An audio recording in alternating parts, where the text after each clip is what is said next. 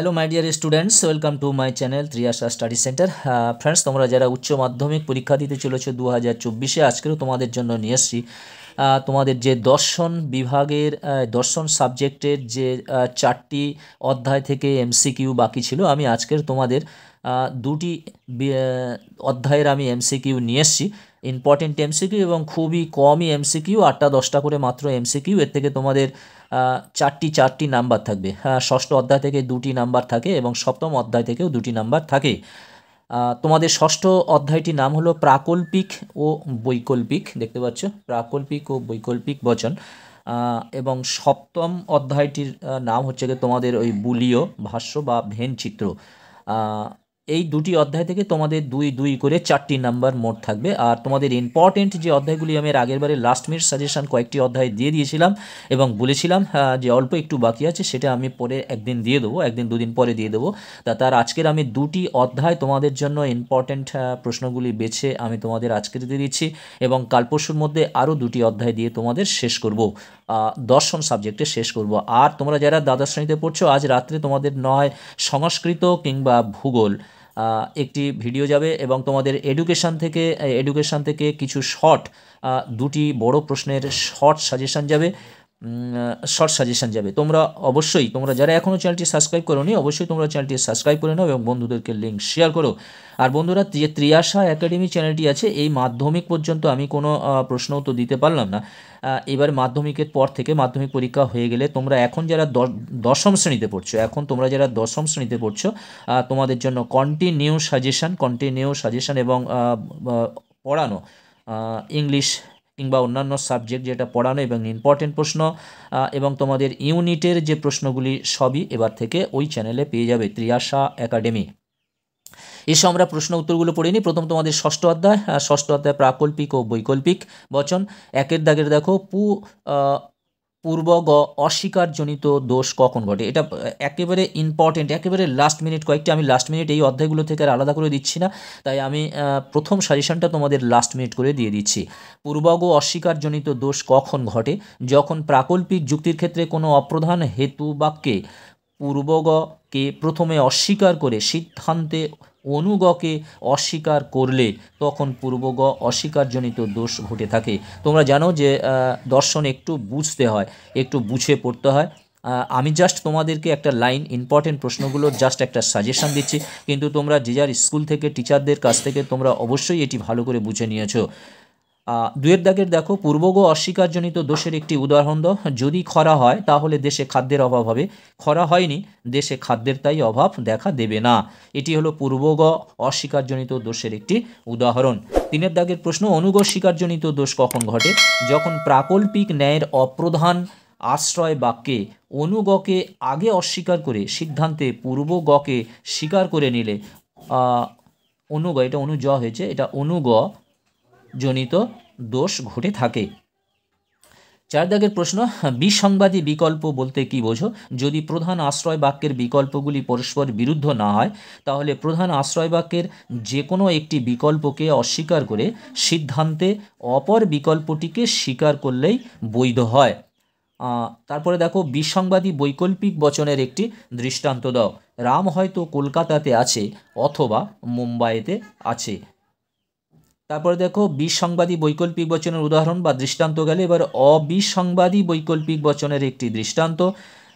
সরকার বাবু হয় সঙ্গীত শিল্পী অথবা সঙ্গীতকার, যে কোনো একটি। তারপরে 7 দাগের প্রশ্ন, বিকল্প স্বীকারজনিত দোষ কখন ঘটে? যখন প্রধান হেতু বাক্যের যে কোনো একটি বিকল্পকে অপ্রধান হেতু বাক্যে স্বীকার করে সিদ্ধান্ত অপর বিকল্পটিকে অস্বীকার করলে বিকল্প জনিত দোষ হয়ে থাকে। অস্বীকার করলে বিকল্প স্বীকারজনিত দোষ হয়ে থাকে। এই প্রশ্ন কটি 1 থেকে 7 পর্যন্ত তোমাদের কাছে খুবই ইম্পর্টেন্ট প্রশ্ন। বিশেষ করে পূর্বগ অস্বীকারজনিত দোষ, পূর্বগ অস্বীকারজনিত দোষের উদাহরণ এবং অনুগ স্বীকারজনিত দোষ এবং সংবাদী এইসব বৈকল্পিক বচনের দৃষ্টান্ত, এগুলো খুবই ইম্পর্টেন্ট তোমাদের 2024 সালের জন্য। 8 দাগের প্রশ্ন, বিকল্প স্বীকারজনিত দোষের একটি উদাহরণ দাও। রানু হয় শিক্ষিকা অথবা সরকারি কর্মচারী। রানু হয় সরকারি কর্মচারী, তিনি শিক্ষিকা নন। এটি হলো বিকল্প স্বীকারজনিত দোষের একটি উদাহরণ। পরের দাগের প্রশ্ন, বৈকল্পিক বচন কাকে বলে? যে সাপেক্ষ বচন দুটি বিরুদ্ধ সম্ভাবনাকে পৃথক সম্ভাবনা হিসেবে নির্দেশ করে এবং এই দুটি বক্তব্য হয় বা না হয় বা ওই জাতীয় শব্দ দিয়ে যুক্ত করে, সেই সব সাপেক্ষ বচনকে বৈকল্পিক বচন বলে। উদাহরণ, ফুলটি হয় নীল, না হয় সাদা। গঠনমূলক প্রাকল্পী ন্যায়ের এমপি আকারের একটি দৃষ্টান্ত দাও। যদি ভালো বৃষ্টিপাত হয় তাহলে প্রচুর শস্য উৎপন্ন হয়। ভালো বৃষ্টিপাত হবে, প্রচুর শস্য উৎপন্ন হবে। আকার, এই আকারটা হবে যদি পি হয় তবে কিউ, অর্থাৎ পি আপন কিউ, পি আপন, অতএব কিউ, অর্থাৎ প্রচুর শস্য উৎপন্ন হবে। 11 দাগের প্রশ্ন, মিশ্র ন্যায় কয় প্রকার ও কী কী? মিশ্র ন্যায় সাধারণত দুই প্রকার, প্রাকল্পিক ন্যায় ও বৈকল্পিক ন্যায়। প্রাকল্পিক নিরপেক্ষ ন্যায় কয় প্রকার ও কী কী? প্রাকল্পিক নিরপেক্ষ ন্যায় দুই প্রকার, গঠনমূলক প্রাকল্পিক নিরপেক্ষ ন্যায় এবং ধ্বংসমূলক প্রাকল্পিক নিরপেক্ষ ন্যায়। এরপরে দেখো অধ্যায় সপ্তম তোমাদের আছে বুলীয় ভাষ্য ভেনচিত্র। খুব ইম্পর্টেন্ট, অস্তিত্বমূলক দোষ কাকে বলে? যদি কোনো যুক্তিতে এমন হয় যে অস্তিত্বমূলক তাৎপর্য অর্থাৎ এ এবং ই বচন নেই, এমন কোনো আশ্রয় বাক্য থেকে অস্তিত্বমূলক তাৎপর্য আছে অর্থাৎ আই ও এমন কোনো সিদ্ধান্তকে নিঃসৃত করা হয়, তাহলে যুক্তিটিতে যে দোষ ঘটে তাকে অস্তিত্বমূলক দোষ বলে। অস্তিত্বমূলক দোষের একটি উদাহরণ দাও। যেমন, সকল মরণশীল জীব হয় মানুষ, সকল মানুষ হয় কবি। কোনো কোনো কবি হয় মরণশীল, কোনো কোনো কবি হয় মরণশীল। দেখো এটা এ এবং কোনো কোনো কবি হয় মরণশীল, এটা আই। পরের ইম্পর্টেন্ট প্রশ্নটি হলো শূন্য গর্ভ শ্রেণী কাকে বলে? যে শ্রেণীর অন্তর্গত কোনো ব্যক্তি বা জীবের বা বস্তুর জগতে বাস্তব অস্তিত্ব নেই তাকে শূন্য গর্ভ শ্রেণী বা এমটি ক্লাস বলে। শূন্য গর্ভ শ্রেণীর উদাহরণ দাও। যেমন পক্ষীরাজ, ঘোড়া, সোনার পাহাড় ইত্যাদি।